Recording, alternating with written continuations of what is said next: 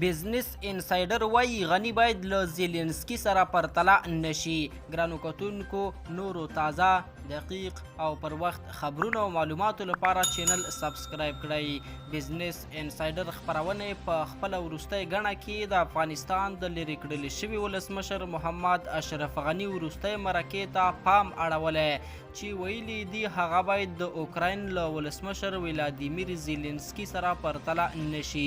ښاغلي غني له سی ان ان سره په خپله وروستۍ مرکه کې ویلي چې د امریکا په ګډون د اوکراین د ملاتړو هیوادونو استخباراتو پر دغه هیواد د روسیې له برید څو میاشتې مخکې د اوکراین ولسمشر ته خبر ورکړی و، خو د ټینګار کړی چې د افغانستان د ولایتونو د اشغال په ځانګړې توګه د کابل د سقوط په اړه د طالبانو له پلانه هیڅ چا د امریکا په ګډون چې له طالبانو سره په تماس کې و یوه کلمه هم نه وه ورته ویلې.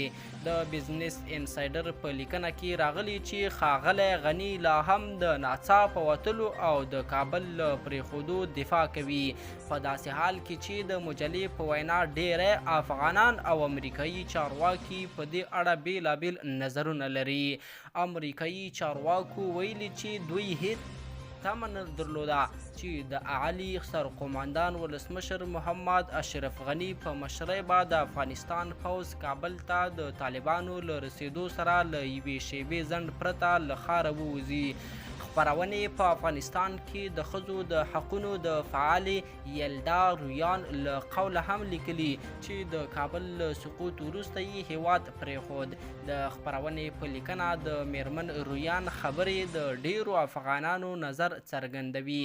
رویان بزنس انسایډر ته ویلي چې ولسمشر غني زړور مشر نه دی.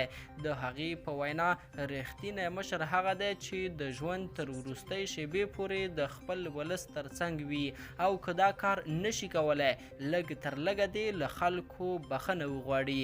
ګرانو کتونکو، د نورو تازه، دقیق او پر وخت خبرونو لپاره چینل سبسکرایب کړئ.